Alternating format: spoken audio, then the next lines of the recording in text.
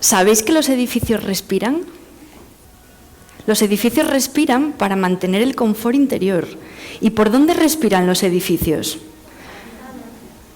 Efectivamente, por las ventanas. Los edificios respiran por las fachadas y por las cubiertas. Esto es la envolvente. La envolvente debería permitir respirar al edificio para así estar confortables dentro de él, ¿no? Para estar confortables dentro de nuestras casas, ¿qué necesitamos? Pues en invierno, cuando hace frío, encendemos la calefacción. Por el verano, cuando hace calor, a lo mejor aquí no, pero en otros climas más cálidos, hacemos esa compensación con sistemas de aire acondicionado. La envolvente también debería de regular la iluminación y lo mismo los niveles de humedad, ¿no? Con sistemas de ventilación. ¿Qué es lo que pasa? Que las envolventes hoy en día no son muy eficaces porque son fachadas, son cubiertas estáticas, no son sistemas dinámicos, inteligentes, que tienen capacidad para interactuar con el medio que las rodea, ¿no? Entonces, al final, el problema de todo esto es que todos estos sistemas de regulación, tanto de temperatura, de humedad, de iluminación, lo que hacen es consumir una gran parte de energía, de toda la energía que se consume en el mundo, la mayor parte la consumen los edificios para poder estar confortables dentro de ellos, ¿no? Y esto se traduce en emisiones al medio ambiente, en contaminación. Entonces, ante esta situación, ¿cuál es mi desafío como arquitecta? ¿Cómo veo yo el futuro y qué es lo que yo creo que puedo hacer por ayudar a mejorar esta situación, ¿no? Pues entonces yo digo, lo que yo creo que deberíamos de hacer es pensar en esas envolventes como unos sistemas vivos capaces de interactuar, ¿no? y de gestionar esa relación entre el interior y el exterior y que sea capaz de adaptarse a esas condiciones atmosféricas cambiantes en cada momento, ¿no? Y para ello, ¿dónde me fijo yo para buscar una solución a todo esto? ¿En dónde me puedo inspirar? Pues entonces yo me voy a la naturaleza y entonces estudio la naturaleza para inspirarme cómo funcionan ciertos organismos de la naturaleza y de ahí obtener ideas que yo pueda aplicar a nuevos productos o nuevos sistemas, en este caso de la arquitectura. Esto que os acabo de contar así es la biomímesis. La biomímesis es una ciencia que precisamente se basa en eso, es fijarse, observar la naturaleza y ver qué podemos aprender de ella. Y lo que nos interesa lo cogemos y lo transformamos en unos productos, unos sistemas que nos ayuden a resolver problemas que ya tenemos, ¿no? Para que os quede un poco más claro lo que es la biomímesis, os quiero poner este ejemplo, que aquí quiero que penséis qué relación puede haber entre estas dos imágenes. Como todos veis, hay un perro y lo otro, ¿qué es? Es el velcro, ¿no? ¿Y cómo vosotros pensáis que pueden tener una conexión estas dos imágenes? ¿Qué les puede unir?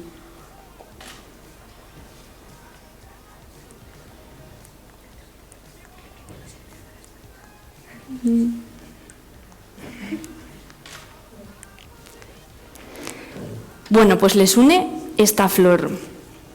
Esto es el cardo alpino. Seguramente si vosotros os gusta salir a la montaña, pues alguna vez hayáis visto plantas similares a estas. Entonces esto es la inspiración que sirvió a Georges de Mestral, que era un señor que vivía en Suiza, salía de paseo con su perro por el campo y él se empezó a fijar que siempre venían con un montón de bolitas de estas pegadas, tanto él en sus calcetines como el perro en el pelo, ¿no? Y le costaba muchísimo trabajo arrancarlas. Y entonces él fue más allá y empezó a pensar que el por qué, cómo funcionaba esa planta, por qué se quedaba ahí enganchada.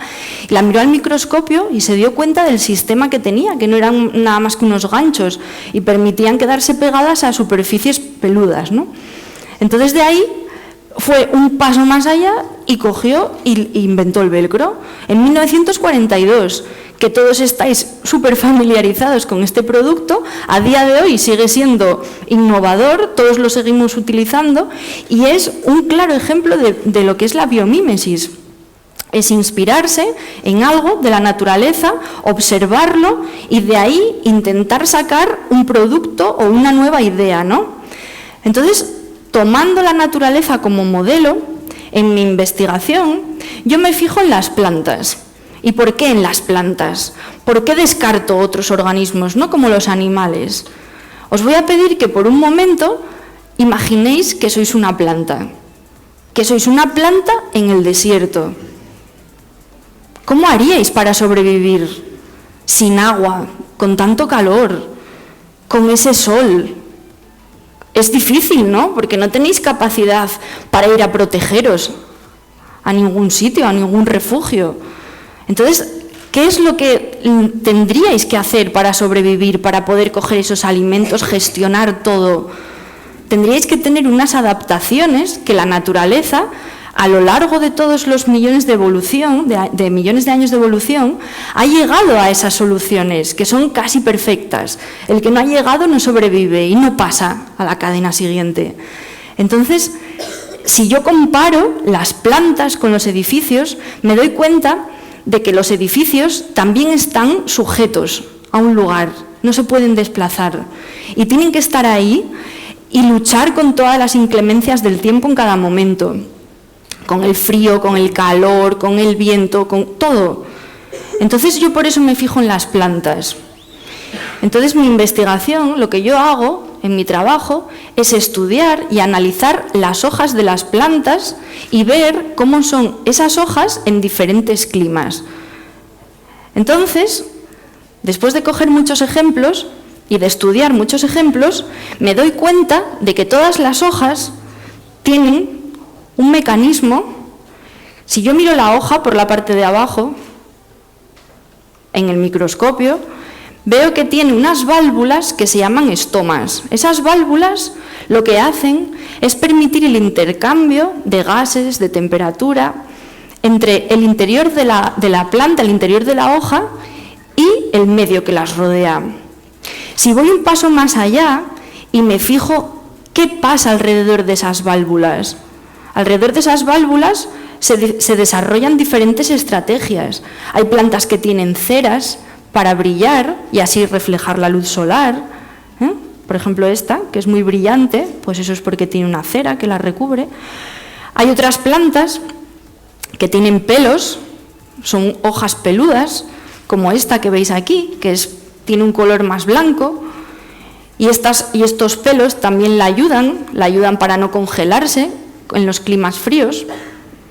Entonces, en mi trabajo, lo que me interesa es estudiar cómo son de diferentes las plantas en esos diferentes climas. ¿Y para qué? Pues para obtener ideas que me inspiren y poder convertirlas en sistemas para fachadas inteligentes. Fachadas que sean capaces de respirar como respiran las hojas. Entonces, ya para terminar, me gustaría deciros mi conclusión hacia dónde veo yo la arquitectura del futuro. Pues yo creo que vamos hacia una arquitectura peluda, hacia una arquitectura viva, hacia una arquitectura que respira, más parecida a los seres vivos, en este caso en mi investigación como las plantas, pero también como cualquier otro organismo, ¿no? Yo me he fijado en esto, pero creo que va hacia ahí y dejar de ser estáticos, dejar de consumir tanta energía porque los sistemas no son dinámicos, no son inteligentes. Todo ello pues conlleva un trabajo también detrás de un estudio de materiales activos que no necesitan estímulos eléctricos, no necesitan energía, no contaminan. Entonces, claramente, yo quiero que ya para rematar os quedéis con esta idea, que la arquitectura en el futuro yo la veo como un organismo vivo y que se asemeja muchísimo más a los seres vivos de lo que ahora pueden parecer que son objetos estáticos y consumen un montón de energía. Gracias a todos.